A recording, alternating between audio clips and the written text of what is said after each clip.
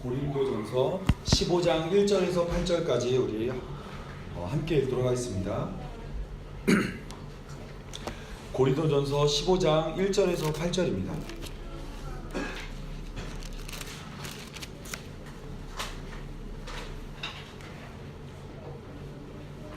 고린도전서 15장 1절에서 8절까지의 말씀을 제가 한 절, 여러분이 한 절 교독하도록 하겠습니다. 우리 학생들은 앞에 화면에 나와 있으니까 이거 같이 읽으시면 됩니다. 네. 제가 한 절, 여러분이 한 절 읽겠습니다. 형제들아, 내가 너희에게 전한 복음을 너희에게 알게 하노니 이는 너희가 받은 것이요 또 그 가운데 선 것이라.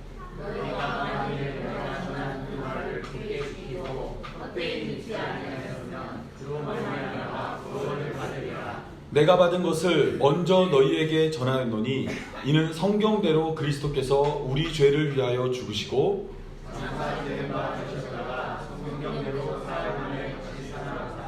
게바에게 보이시고 후에 12 제자에게와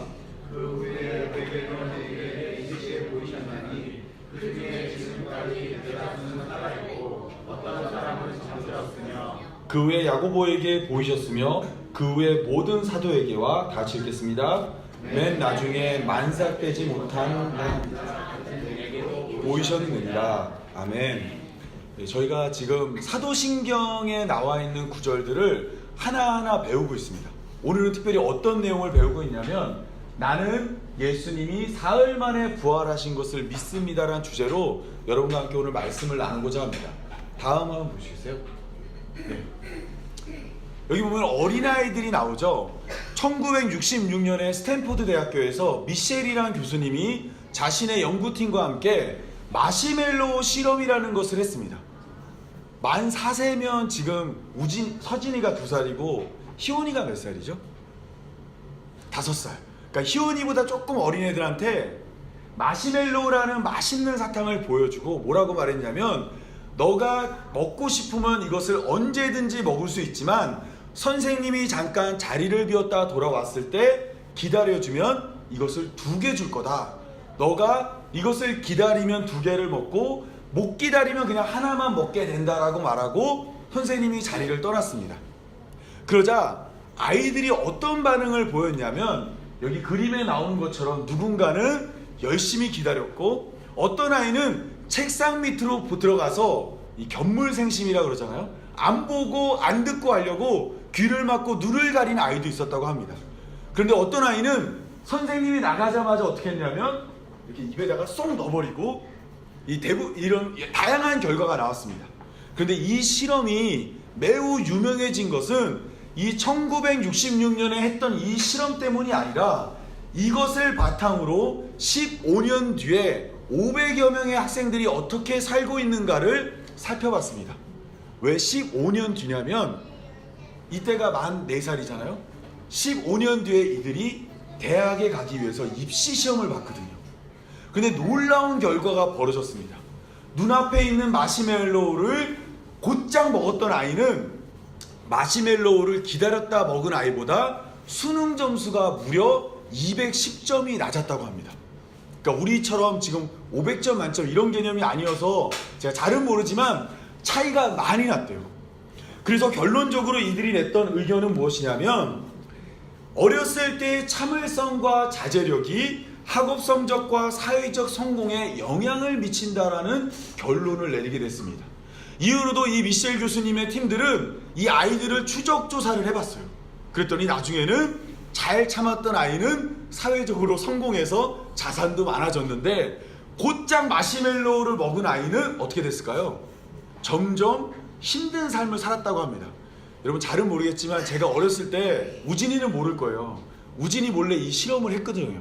제가 이걸 넌 바로 먹을 수 있고 참으면 나중에 많이 먹을 수 있어. 근데 우진이가 어떻게 했냐면 곧장 먹어서 저를 굉장히 실망시킨 적이 있었거든요. 네, 물론 이제 우진이한테 제가 요걸 보여주고 했더니 자기가 이제는 잘 참을 거라는 이야기를 했습니다. 그런데 제가 이 이야기를 왜 여러분에게 먼저 하냐면 눈앞에 있는 이익을 쫓다 보면 어떻게 된다는 거예요? 결국 진짜 중요한 것을 놓치는 어리석은 사람이 있다라는 겁니다. 다음 한번 보여주겠어요? 이 장자의 책 중에 어떤 내용이 나왔냐면 당랑규선이라는 말이 나왔습니다. 이 말은 어떤 말이냐면요, 어떤 한 남자가 스승에게 왔는데 옷이 흠뻑 젖어서 왔습니다.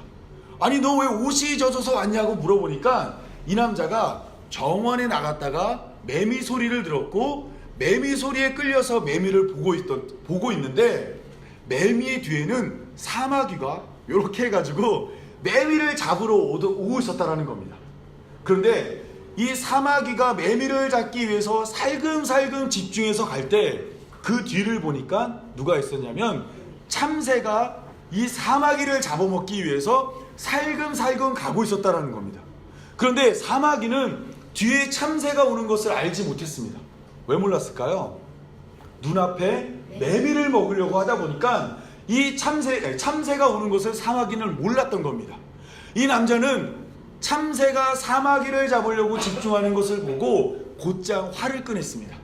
그리고 자신이 시위를 당겨서 참새를 잡으려고 했어요. 그런데 이 남자는 참새 잡는 것을 실패했습니다. 왜 그랬을까요? 바로 자기 앞에 있던 웅덩이를 발견하지 못하고 물에 빠졌기 때문입니다. 따라서 당랑규선이라는 말은 뭐냐면 뒤에서 덤비는 더 무서운 존재는 생각하지 않고 눈앞의 이익만을 노렸을 때 우리는 그것을 당랑규선이라고 이야기합니다. 오늘날 우리가 살고 있는 세상 가운데서는 눈앞의 이익을 취하려고 하다가 진짜 중요한 것을 놓치는 사람들이 많이 있습니다. 다음 한번 보여주겠어요? 이 야곱이라는 이 사람에게는 형이 있었습니다. 형의 이름이 뭐였죠? 에서. 에서는 사냥꾼이고 아버지의 장자였고 누가 봐도 늠름한 집안의 첫 번째 아들이었습니다. 그런데 어느 날 야곱이 집에서 요리를 하고 있는데 형이 와가지고 얘기하는 거예요. 아 배고파 죽겠다. 아 배고프다. 그러니까 야곱이 꾀를 내서 형에게 이야기합니다. 여기에 팥죽이 있는데 이 팥죽을 내가 줄 테니까 형의 장자의 명분을 내게 달라고 이야기했습니다.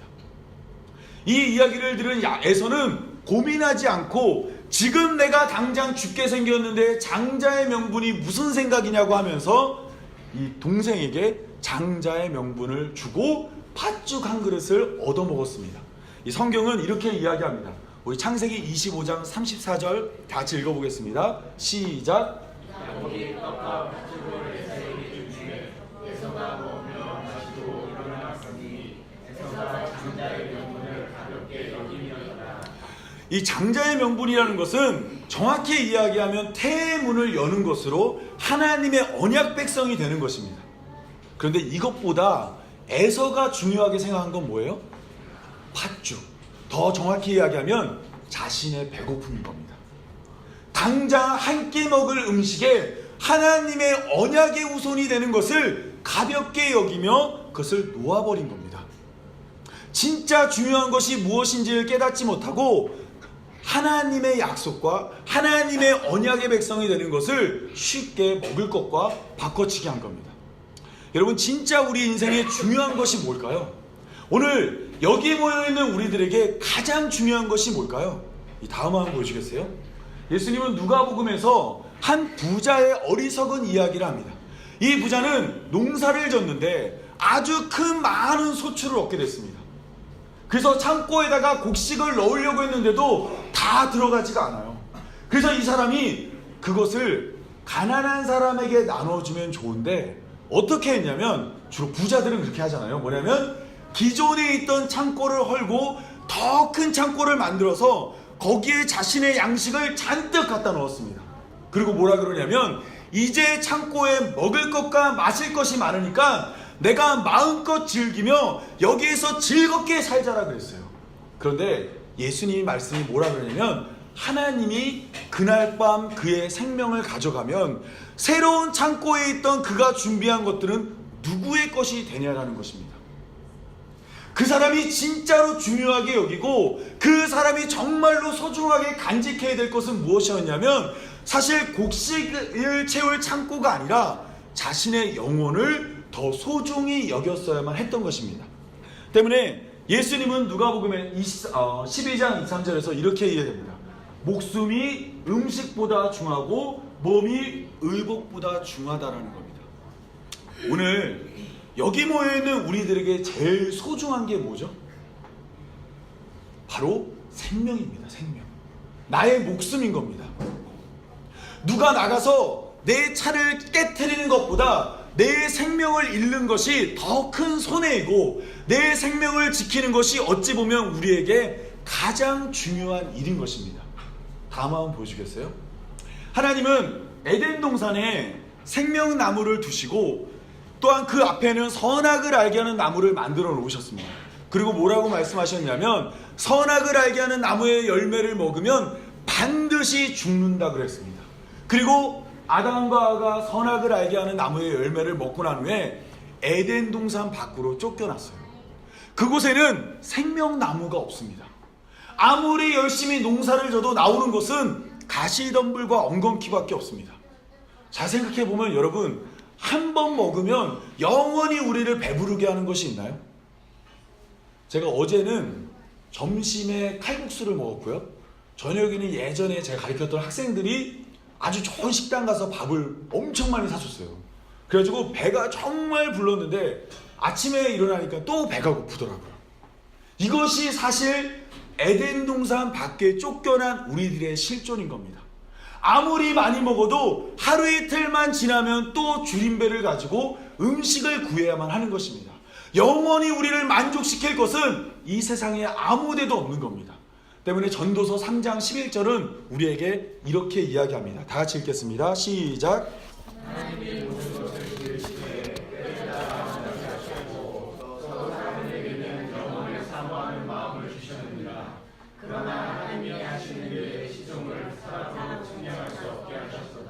네, 사람들은 어떤 마음이 있냐면요, 영혼을 사모하는 마음이 있습니다. 누구나. 이 말은 뭐냐면 영원히 살고 싶어하는 마음이 누구에게나 있다는 겁니다. 여러분 잘 보세요. 옛날에는 왕이 있었을 거 아니에요. 왕이 가장 강한 힘을 가지고 있을 때 그가 원했던 것은 무엇이냐면 영생입니다. 영생. 다음 한번 보여주겠어요? 이 이집트는 세계 4대 문명이 일어났던 곳 중에 하나입니다. 그 이집트의 왕이 파라오인데, 파라오는 태양신의 대리자로서 이 땅을 살아갑니다. 그런데 이집트 사람들이 생각했을 때 사람이 죽으면 어떻게 되는가에 대한 고민을 하게 됐습니다. 그런데 이집트의 가장 높은 신이 누구라고 그랬죠? 좀 전에? 태양신.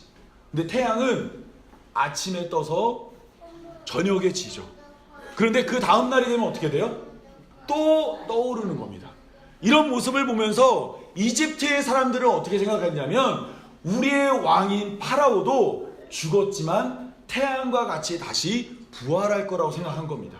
그래서 그 사막 가운데 피라미드를 짓고 그 안에 왕의 시신을 방부 처리해서 뭐로 만들었냐면 미라로 만들어 놓은 겁니다. 때가 되면 언젠가 이 미라가 부활해서 강한 이집트를 만들어 줄 거라고 생각한 겁니다. 그런데 지금 이 미라 어디 있는 줄 아세요 혹시? 프랑스. 프랑스 어디? 저쪽 그 시청 앞에? 에펠탑? 네, 박물관에 다 가 있습니다. 박물관에. 피라미드는 도굴당하고, 뭐냐면 살아나기를 꿈꿨지만 여전히 뭐예요? 여전히 무덤 가운데 있는 겁니다. 미라에서 못 벗어난 겁니다. 또한 중국의 31대 왕이었고 처음으로 중국을 통일했던 왕이 있습니다. 혹시 아시는 분 있으세요? 진나라의 시작이라 그래서 진시황이라고 있습니다. 이 사람이 여기 보시면 이게 이 군사들이에요. 병마용이라고 하는데 제가 찾아보니까 키가 저보다 커요. 이런 게. 그런데 이것이 어떤 것은 크고 어떤 것은 작고 얼굴이 다 다릅니다. 그래서 학자들은 이 병마용이라는 게 실제 사람을 모델로 만들었는데 여기가 어디냐면 진시황의 무덤입니다. 여러분 잘 알듯이 진시황은 강한 힘을 가진 왕이었습니다. 중국을 다 통일했으니까요. 그러고 난 후에 그가 원했던 삶이 있는데 그것이 뭐냐면 영원히 사는 거였습니다. 그래서 그 사람은 자신들의 신하를 시켜서 무엇을 했냐면요, 나가서 영원히 죽지 않는 약초를 구해오라 그랬습니다. 그게 뭐죠? 불로초예요. 불로초. 그래서 한 사람씩 신하들을 보냈는데 못 구해오면 그 신하를 다 죽였습니다. 그러던 가운데 이 서불이라는 사람이 자기의 차례가 돼가지고 불로초를 구하러 가야 되는 겁니다. 근데 이 사람은 봉이 김선달과 같이 말을 아주 잘하는 사람이에요.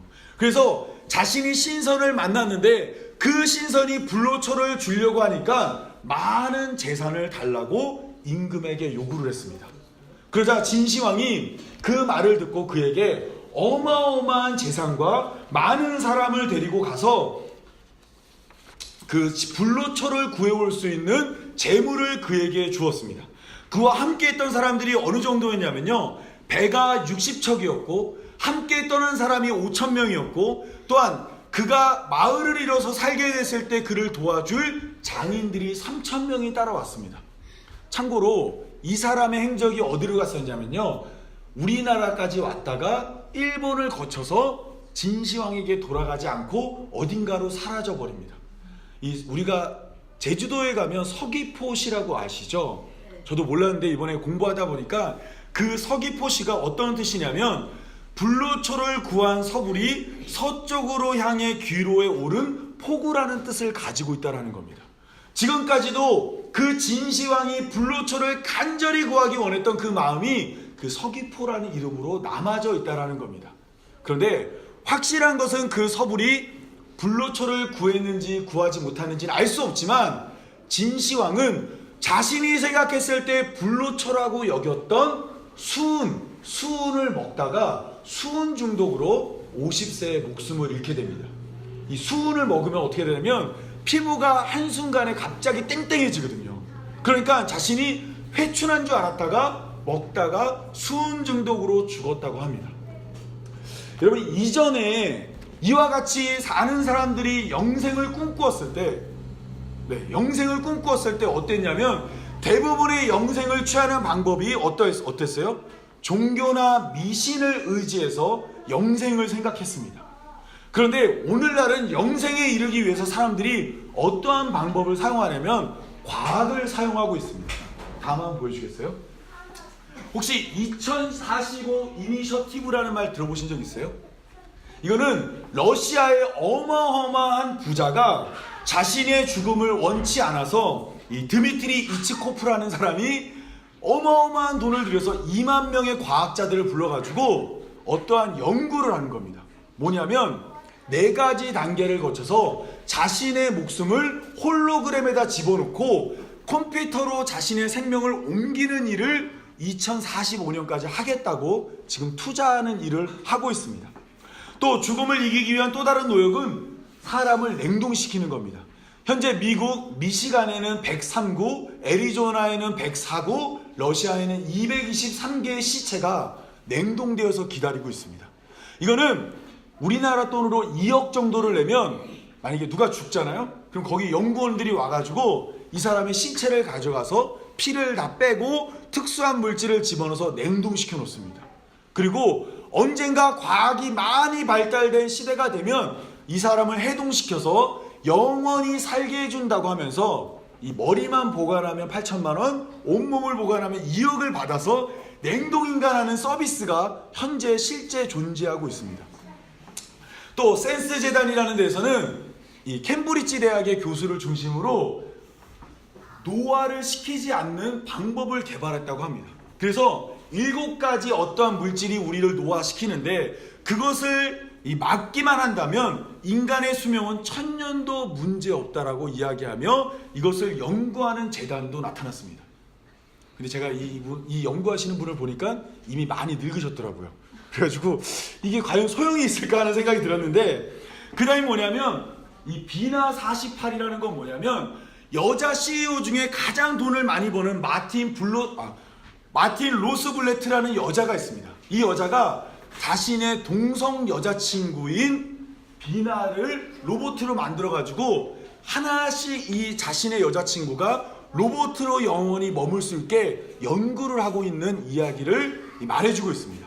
그런데 제가 이번에 이 공부를 하면서 충격적인 이야기를 들은 게 뭐냐면 바로 이겁니다. 영생 프로젝트라는 게 지금 구글이라는 사이트를 중심으로 진행되고 있다는 겁니다. 이 구글이라는 사이트에 이 우리가 너무나 잘 알고 있는 레이 커즈와일드라는 사람이 있어요. 지금 저희 건반이 커즈와일 건반인데 이 건반을 개발한 사람이 지금 이 구글이라는 회사에 들어가서 영생 프로젝트를 진행하고 있습니다. 이 사람은 147개의 미래에 있을 일 중에 127개를 맞춘 사람이에요. 3D 프린터기가 나올 거고 인터넷이 대중화될 거고 그리고 아까 말했던 신디사이저나 우리가 사용하고 있는 많은 과학의 물질들이 나중에 생겨날 거라는 걸 맞췄는데 이 사람이 25년 안에 우리는 영생의 약을 구하게 될 거라고 이야기하고 있습니다. 왜 그러냐면 우리 이세돌하고 바둑을 했던 그 컴퓨터가 뭔지 아시죠? 알파고가 2029년이 되면 인간의 지혜를 훌쩍 뛰어넘고 그 다음부터는 어떤 일이 벌어질 거냐면 모든 분야의 과학이 어마어마한 발전을 하면서 사람은 죽지 않게 된다라고 이야기하고 있는 겁니다. 그런데 제가 이 조사들을 하면서 충격적인 내용들을 너무나 많이 봤습니다. 뭐냐면 이 연구를 하고 있는 사람들이 연구 중에 죽거나 아니면 이 연구가 대부분 이미 수백 년 전에 아니면 몇십 년 전에 이미 진행되었던 연구들이었다라는 겁니다. 그럼에도 불구하고 실패했지만 인간이란 존재는 영원히 살고 싶어하는 자신의 욕망을 이루기 위해서 여전히 많은 돈과 많은 연구를 투자하고 있다는 겁니다. 만약에 여러분 여기에 말한 대로 영생이 우리에게 주어졌어요. 영원히 죽지 않아요. 그러면 우리가 행복할 것 같으세요? 동률이는 왜? 계속 공부해. 그래. 뭐냐면 이 사회학자 중에 어떤 사람이 무슨 얘기를 했었냐면요. 인간이 지금 상태로 영생을 보유하게 된다면 첫 번째 주택의 문제가 생긴다는 겁니다. 왜냐면 사람이 안 죽어요. 땅덩이는 정해져 있어요. 계속 태어나니까 집값은 계속 올라가니까 인플레이션이 계속 될 거고 세계의 경제는 혼돈에 빠져든다는 겁니다. 그러면 오래 사는 게 의미가 있을까요? 여러분 오래 살면 살 때 행복하게 살아야 의미가 있잖아요. 근데 죽지는 않는데 너무너무 괴롭게 계속 살아요. 그럼 거기가 어디예요? 지옥이죠 사실은. 뭐냐면 우리는 자동차가 개발되면 먼 거리를 빨리 갈 수 있을 줄 알고 좋아했죠. 그런데 자동차가 개발되니까 어떻죠? 교통사고와 도로를 만드냐고 자연이 파괴되고 배기가스로 환경이 오염되고 있습니다. 인터넷이 생겨서 세계가 정보화 사회가 되었습니다. 그런데 누군가는 익명에 기대서 누군가를 욕하는 사람들이 생겼고 자신의 원하지 않는 사진이나 동영상이 인터넷상에 떠돌기 시작했고 또한 인터넷을 통해서 나의 컴퓨터에 바이러스를 집어넣고 돈을 요구하는 일도 생기는 겁니다.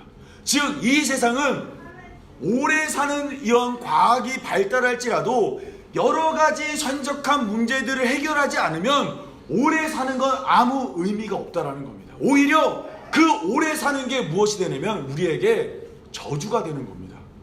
죽지 않고 불행과 맞닿아 살기 때문입니다. 제가 오늘 서론이 길었는데 왜 이런 얘기를 했냐면 성경은 우리의 죽음의 문제를 대하며 무엇을 가장 중요하게 여길까요? 우리 다음 한번 보시겠어요? 성경은 우리의 건강이나 우리의 질병이 우리를 영원히 살게 하는 것이 아니라 바로 우리의 죄의 문제가 해결되어야 우리가 영원히 살게 된다라고 이야기하고 있습니다.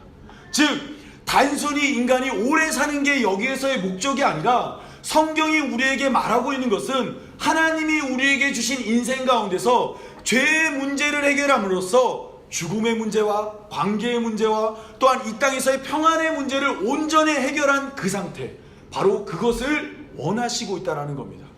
때문에 성경은 영생을 위해 죄의 문제를 관심을 가지고 있고 죄의 문제를 해결하기 원합니다.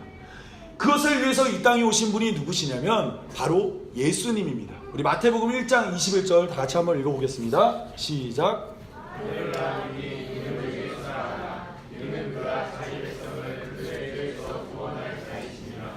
예수님의 이름이 무슨 뜻이라고요? 자기 백성을 어디서 구원해요?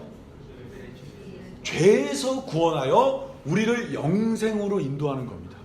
단순히 우리를 건강하게 만들어서 구원하는 것이 아니라 우리의 죄의 문제를 해결해서 온전히 하나님의 뜻을 행하는 자로 만들어 하나님 나라에 들어가게 하는 것이 바로 예수님이 이 땅에 오신 목적입니다.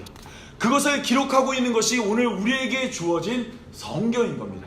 우리 누가복음 24장 44절 한번 다 같이 읽어보겠습니다. 나와 있는 구절 한번 다 같이 읽겠습니다. 시작.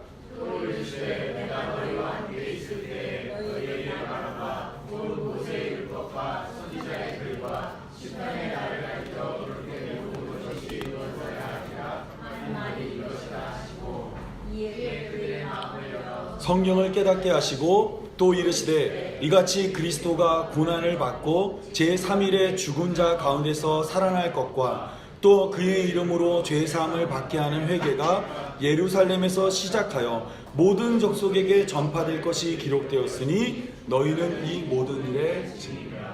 여기에 보시면 이런 말이 나옵니다. 이 44절 또 이르시되 내가 너희와 함께 있을 때 너희에게 말한 바 곧 모세의 율법과 선지자의 글과 시편에 나를 기록된 모든 것. 이게 다 무슨 내용이에요? 이게 뭐냐면 구약 성경이죠. 모세의 율법, 선지자의 글, 시편, 이것이 구약 성경인데 그게 다 누구 얘기라는 거예요? 예수님의 이야기고 그것이 십자가에 달려 죽고 부활하여 우리를 구원하는 내용을 담고 있다는 겁니다. 예수님이 이 땅에 와서 우리의 죄의 문제를 해결하는 것은 자신의 독단적인 결정이 아니라 성경에 말한 것을 그대로 응하고 따르고 있다라고 이야기하고 있습니다. 오늘 본문을 한번 볼까요? 다음 한번 보시겠어요? 마태복음 15장을 보면 이렇게 되어 있습니다. 내가 받은 것을 먼저 너에게 전하였노니 이는, 잘 보세요, 뭐라고 되어 있죠? 성경대로 그리스도께서 우리의 죄를 위하여 죽으시고 장사 지낸 바 되셨다가 어떻게 해요? 성경대로 사흘 만에 다시 살아나사. 예수님의 죽으심과 부활하심은 무엇을 근거로 되어 있냐면 다 성경을 근거로 우리에게 전해진 것입니다. 예수님의 삶은 단순히 그냥 이 땅에서 살아내는 것이 아니라 하나하나 모든 것이 예수님 성경의 말씀을 완벽하게 응하기 위하여 이 땅에 예수님이 오셨고 또한 십자가에 달려 죽으셨고 부활하셨다라는 겁니다. 다음 한번 보여주겠어요? 따라서 여러분 성경책을 다음 한번 보시겠어요? 네, 이거 안 나오면 이거 성경책으로 다시. 자, 이 성경책이 있는데, 자, 이 성경책을 하나의 단어로 하나의 이야기로 엮으면 무슨 내용이 나오는 거예요? 예수 그리스도에 대한 내용이 나오고 예수님이 어떻게 우리의 죄의 문제를 해결하는가가 나오고 있는 것입니다. 여러분, 우리는 지난 시간에 예수님이 십자가에 달려 돌아가신 것을 이사야 53장을 통해서 살펴봤습니다. 그는 실로 우리의 질고를 지고 우리의 아픔을 대신 감당했다는 것을 보았고, 또 예수님이 시편 22편에서 우리의 죄를 대신하여 하나님께 버림받는 모습도 보았습니다. 예수님이 십자가에서 목마르다는 말은 사마리아의 목마름과 같이 우리의 목마름을 가져가시는 것이고, 예수님이 십자가에서 벌거벗기신 것은 우리의 죄로 말미암아 우리가 당할 수치를 대신 십자가에서 당하시는 일이었습니다. 뿐만 아니라 마라와 같은 우리의 인생을 예수님이 십자가에서 대신하여 쓴 물을 대신 마시는 모습도 살펴봤습니다. 그러면 성경에서 성경대로 예수님이 부활했다라는 것은 도대체 무슨 얘기일까요? 예수님은 왜 3일 만에 이 땅에 다시 부활하여 제자들 앞에 나타났던 것일까요? 이 호세아 6장 1절에서 2절을 우리 한번 다 같이 읽어보도록 하겠습니다. 다 같이 읽겠습니다. 시작.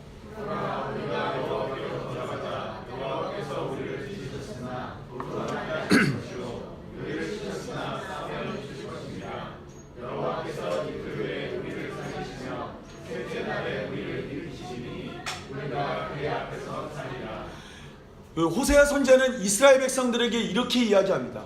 너희가 죄를 져서 하나님께 버림받았고 하나님이 너희를 찢으셨으나 다시 한번 하나님이 너희에게 기회를 줘서 너희를 싸매어 주시고 너희를 회복시켜 주실 텐데 언제 하신다라는 거예요? 셋째 날에 우리를 일으켜 주시리라. 때문에 예수님은 무덤에서 죽어 계셨지만 계속해서 죽어 계실 수가 없었습니다. 왜냐하면 셋째 날에 우리를 일으키실 그 하나님의 계획을 자신의 육체를 통해서 우리에게 보여줘야만 했기 때문입니다. 때문에 예수님은 셋째 날 무덤 가운데서 다시 일어나신 것입니다. 또 이 3일에 일어났던 일을 잘 보여주는 사건이 있죠. 혹시 기억나시나요? 요나의 이야기입니다. 요나. 우리 다음 한번 보시겠어요? 예, 여기입니다. 뭐냐면 예수님이 이 땅에 와서 기적과 이적을 많이 행했습니다. 여러분 잘 보시면 만약에 제가 예수님처럼 능력이 있어요. 그래가지고 여기다 원하시면 갑자기 제가 기도를 딱 해서 여러분 제가 기도했더니 커피가 나왔는데 좀 드세요. 그러면서 여러분 주고 또 돈이 필요하신 분 있으면 제 주머니에서 계속 5만 원짜리 계속 나와요. 그래서 한번 여러분이 딱 보여줬어요. 그러면 그 다음부터 여러분이 저를 보면 저에게 뭘 요구할까요? 그죠? 동유리처럼 저만 보면 뭘 요구해요? 능력 보여주세요. 돈 좀 주세요. 먹을 것 좀 주세요. 게임기 좀 만들어주세요. 닌텐도 좀 주세요. 하면서 저에게 뭔가를 계속 요구할 겁니다. 마찬가지로 예수님 당시의 종교 지도자들이 예수님의 능력을 보자 따라다니면서 얘기하는 겁니다. 예수님 표적 좀 보여주세요. 예수님 능력 좀 보여주세요. 그때 예수님이 그들에게 이렇게 이야기합니다. 마태복음 16장 4절 다 같이 읽겠습니다. 시작.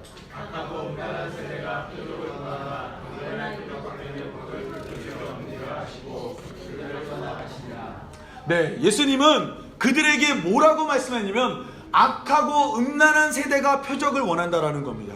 그러면서 예수님이 보여줄 표적은 딱 하나인데 그게 뭐라고요? 요나의 표적. 이 말은 뭐냐면 이전에 예수님이 행했던 기적, 오병이어, 무리를 걷는 거, 뭐 이런 모든 것이 원래는 다 뭐라는 거예요? 요나의 표적. 그리고 앞으로 내가 보여줄 것도 다 뭐라는 거예요? 요나의 표적밖에 없다는 겁니다. 그러면 도대체 요나가 어떤 일을 했기에 예수님이 요나의 표적을 자꾸 보여준다고 했을까요? 여러분 잘 알다시피 요나란 사람은 하나님의 선지자로 부름받아서 니느웨로라는 곳으로 가서 회개를 촉구하라 그랬습니다. 근데 요나가 거기를 안 가려고 그래요. 왜냐하면 우리에게 제일 적대국이 어디예요? 일본이죠. 일본 같은 나라에 가서 여러분 용서하시면 회개하면 하나님이 복 주신대요. 그렇게 될 거예요. 이 말을 전하라는 거예요. 그러니까 이 요나가 안 가고 니느웨로 안 가고 어디로 갔냐면 다시스로 간 겁니다. 그런데 거기서 풍랑을 만나니까 사람들이 어떻게 했냐면 요나를 바다에다가 빠뜨렸어요. 여러분 바다는 노아의 홍수와 같이 어떤 의미가 있냐면 사망과 죽음을 상징하는 곳입니다. 그래서 요나는 꼼짝없이 죽게 되었을 때 노아가 방주에 탔던 것처럼 요나는 거기에서 큰 물고기를 만납니다. 참고로 고래 아닙니다. 고래일 수도 있는데 성경은 물고기라고 나옵니다. 그 물고기 안에 요나가 갇혀서 요나서 2장을 보면 기도하기 시작합니다. 기도의 내용이 이렇습니다. 요나가 물고기 뱃속에서 그의 하나님 여호와께 기도하여 이르되 내가 받는 고난으로 말미암아 여호와께 불러 아뢰었더니 주께서 내게 대답하셨고 내가 스올의 뱃속에서 부르짖었더니 라고 되어 있어요. 물고기 뱃속에 있는데 그것을 뭐라고 표현하고 있냐면 거기가 어디라고요? 스올의 뱃속이라고 이야기하고 있는 겁니다. 스올이 뭐죠? 스올. 성경에는 스올을 의미하는 이 단어가 크게 두 가지로 사용됩니다. 첫 번째는 무덤을 의미하기도 하고 두 번째는 지옥을 의미하기도 합니다. 즉 요나는 지금 자신이 처한 물고기 뱃속이 뭐냐면 지옥과 같은 곳이고 죽음에 빠졌다라고 생각한 겁니다. 욥기 7장 9절을 보니까 이런 말씀이 기록되어 있습니다. 스올로 내려가는 자는 다시 올라오지 못할 것이니 라고 되어 있어요. 그러면 요나는 원래 다시는 올라오지 못할 지옥과 같은 곳에 빠져서 죽어야만 하는 자였습니다. 그런데 3일째 되던 날 그 물고기가 요나를 토해내는 겁니다. 죽음 가운데서 있어야 될 요나가 3일째 만에 다시 마른 땅 위에 올라가게 되는 거예요. 여러분 마찬가지로 예수님이 이 땅에 우리에게 보여주시고 싶었던 이적과 표적은 바로 이것입니다. 바로 십자가에 달려 죽으신 그 예수님이 3일 만에 부활하심으로 우리의 죄를 대속하시고 또한 우리를 승리케 하여서 죽음 가운데서 우리를 자유케 하여 영생에 이르게 하는 것이 바로 예수님이 우리에게 보여주고 싶은 가장 궁극적인 표적의 목표이자 가장 중요한 표적의 이야기라는 겁니다. 때문에 예수님은 이 땅에 오셨을 때 그들에게 뭐라고 얘기했냐면 내가 보여줄 것은 딱 하나다. 그게 뭐라고요? 요나의 표적밖에 없다는 겁니다. 예수님이 오병이어의 기적을 행할 수 있지만, 예수님이 무리를 걸을 수 있지만, 그것이 목적이 아니라 진정으로 예수님이 우리에게 주고 싶은 것은 바로 요나의 표적, 죽었다 살아나심으로 우리의 소망이 되시는 겁니다. 이 바울은 오늘 본문 읽었던 내용의 밑에 보면 예수님의 부활을 이렇게 이야기하고 있습니다. 다음 한번 보시겠어요? 그리스도께서 만일 다시 살아나지 못하셨다면 우리가 전파하는 것도 헛것이요, 또 너희 믿음도 헛것이며, 또 우리가 하나님의 거짓 증인으로 발견되리니 우리가 하나님이 그리스도를 다시 살리셨다고 증언하였습니다. 만일 죽은 자가 다시 살아난 일이 없으면 하나님이 그리스도를 다시 살리지 아니하셨으리라. 반대로 얘기하면 예수님이 살아나심으로 말미암아 우리도 살아날 소망을 얻게 됐다는 겁니다. 예수님이 죽음 가운데서 부활하시로 말미암아 이제는 어떤 뭐라고 다니냐면 20절, 그러나 이제 그리스도께서 죽은 자 가운데서 다시 살아나사 잠자는 자들의 첫 열매가 되셨도다. 사망이 한 사람으로 말미암았으니 죽은 자의 부활도 한 사람으로 말미암는도다. 아담 안에서 모든 사람이 죽은 것 같이 그리스도 안에서 모든 사람이 삶을 얻으리라. 예수님의 부활하심으로 말미암아 이제 그 예수님을 믿는 자들도 죽음 가운데서 살아날 소망을 얻게 됐다는 겁니다. 이제 말씀을 거의 끝을 보도록 하겠습니다. 다음 한번 보여주시겠어요? 여기 보시면 탈모가 심한 한 남자가 보이시죠? 네, 이 남자는 일본의 유명한 소설가인 엔도 슈샤쿠라는 사람입니다. 이 사람은 천주교인으로서 예수님에 관한 책을 몇 권이 썼는데, 천주교인임에도 불구하고 굉장히 명철 있는 글로 많은 기독교인들에게 사랑을 받고 있습니다. 그런데 그가 그리스도의 탄생이란 책을 쓰면서 초반에 두 가지 의문을 제기합니다. 첫 번째는 뭐냐면 베드로가 어떻게 예수님의 충실한 제자가 됐느냐입니다. 베드로는 원래 예수님이 십자가에 못 박일 때 어떻게 했죠? 예수님을 3번이나 부인했죠. 그런데 그가 예수님이 죽고 난 후에는 예수님의 충실한 제자가 됩니다. 보통 일반적으로 스승이 살아있을 때는 스승을 잘 섬기지만 스승이 죽은 후에는 스승을 떠나거나 배신하거든요. 근데 베드로는 스승이 살아있을 때 예수님을 부인했습니다. 그런데 스승이 이 땅에 없을 때 베드로는 목숨을 걸고 예수님을 증거하다 십자가에 달려 죽게 됩니다. 엔도 슈샤쿠는 이게 이해가 안 갔던 거예요.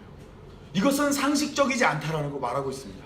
두 번째가 뭐냐면 예수님이 어디에서 죽었죠? 십자가가 어디에, 어느 동네에서 있었죠? 예루살렘. 그 예루살렘에서 빌라도가 예수님을 재판하고 예수님이 골고다 언덕으로 가는 길은 대략 600여 미터 정도 됩니다. 여러분 상상해 보세요. 예수님의 모습이 채찍질을 당했어요. 그러면 온몸이 어때요? 피가 나고 있죠. 또 예수님이 커다란 나무 십자가를 하나 메고 처벅처벅 걸어갑니다. 600m를 걸으면 예루살렘이란 동네가 크지 않기 때문에 모든 사람이 예수님을 봤을 거예요. 그런데 이 땅의 교회가 처음 생긴 곳이 어디죠? 바로 예루살렘인 겁니다. 엔도 슈샤쿠는 그게 이해가 되지 않았습니다. 왜냐하면 예수님이 나약하고 처절하게 죽어간 그 자리에 그것을 본 자들이 어떻게 예수님을 믿고 하나님의 아들로 예수님을 받아들였냐는 것입니다. 그런데 그의 책을 읽다 보면 말미에 그가 해답을 발견했다고 말합니다. 그 해답이 뭘까요? 몰라. 뭐냐면 예수님의 부활인 겁니다. 베드로가 예수님이 살아있을 때는 부인했지만 죽은 후에 예수님을 부인할 수 없었던 것은 살아난 예수님을 봤기 때문입니다. 자신이 부인했던 그 예수님이 자신을 찾아왔고 눈으로 그분을 보자 베드로는 더 이상 예수님을 부인할 수 없는 자가 된 겁니다. 또한 예루살렘 사람들도 나약하게 끌려가는 그 예수님을 보았지만 그 예수님이 살아난 모습을 보자 더 이상 예수님을 부인할 수가 없었고 또한 그 예수님을 하나님의 아들로 인정하지 않을 수가 없었다라는 겁니다. 그래서 엔도 슈샤쿠는 이런 얘기를 합니다. 예수님의 부활이야말로, 그분을 믿는 것이야말로 교회가 되는 일이고 참다운 제자가 되는 일이라고 말하고 있습니다. 이제 말씀을 맺겠습니다. 여러분, 오늘 우리에게 진짜 중요한 문제가 뭘까요? 누군가는 사업을 하는 일, 누군가는 공부를 하는 일, 누군가는 먹는 일, 누군가는 자신의 목표를 이루기 위해 열심히 사는 그 일이 중요할지 모릅니다. 그러나 정말 우리에게 중요한, 우리 삶의 가장 중요한 것은 뭐냐면 바로 부활하신 그 예수님을 믿음으로 말미암아 구원에 이르는 일입니다. 오늘도 마귀는 계속해서 우리 앞에 뭘 갖다 놨냐면 맛있는 마시멜로 하나를 흔들고 있습니다. 오늘 아이들은 끝나고 제가 마시멜로 줄 거거든요. 망고 마시멜로를 계속 흔들고 있어요. 또 하나, 우리의 삶 앞에 뭐가 있냐면 매미가 놓여져 있고 사마귀가 놓여져 있고 참새가 놓여져 있는 겁니다. 우리들은 그것들을 쫓다가 정작 중요한 구원에 이르지 못하는 삶이 되어서는 안 됩니다. 이 땅의 눈을 자꾸 돌리게 하는 마귀의 유혹 앞에서 비록 다리는 땅을 붙이고 있지만 고개를 들고 하나님 나라를 바라보며 그분을 소망하는 성도의 삶이 되어야만 합니다. 그리고 우리가 믿음으로 예수님을, 나는 예수님이 사흘 만에 부활하신 것을 믿습니다라고 고백하는 우리 성도분이 되길 바라며 제 기도하고 오늘 말씀 맺도록 하겠습니다. 제 기도하겠습니다.